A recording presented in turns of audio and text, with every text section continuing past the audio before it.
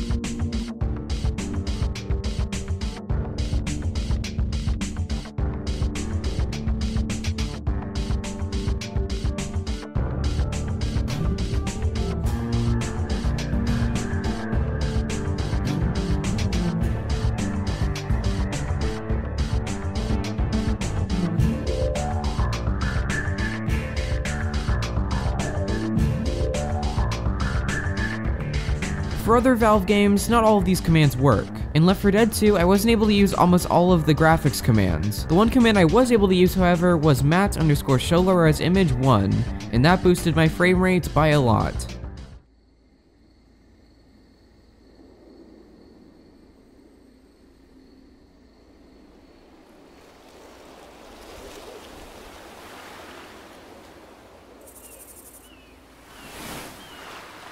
Hey! The fire's spreading! Does anyone know which way we should go? I don't know.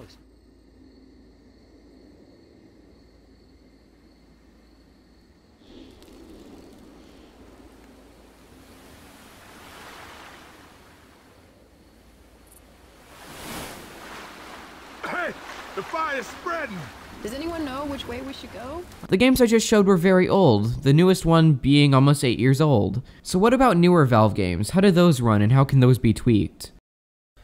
About them newer Valve games, or newer Valve game, single-player game, Portal 2. And if you're wondering who I am, well, I'm Draconic, and I'll be taking you through the Portal 2 section of this video. Now, between newer and older Valve games, there isn't much of a performance difference, so I'll be doing some tests on this sack of shit that should be ashamed of calling itself a computer.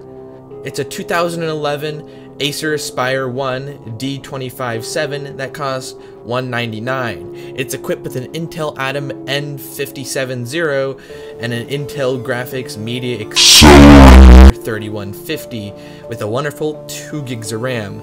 Not only is it a pain to get anything on this machine working, but Portal 2 on low settings with commands entered in the dev console pushes it to its limits. It's even worse running on high settings.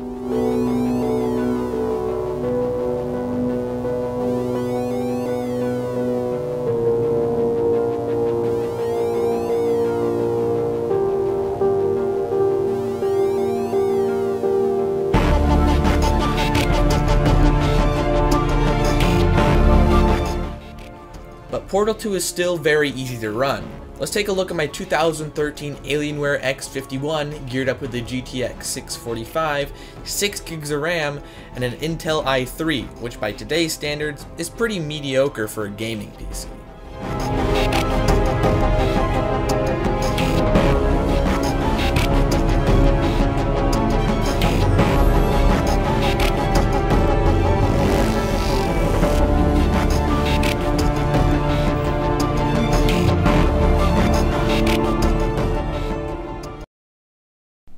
So that was interesting. Neither me or Draconic's scores were too impressive. Both of our graphics media accelerators really couldn't handle the strain all too well. Thank you guys so much for watching. I'll see you in the next video. And did your frame rates improve with these settings? Leave your comments down below, and I'll see you in the next video. By the way, you should probably subscribe to Draconic.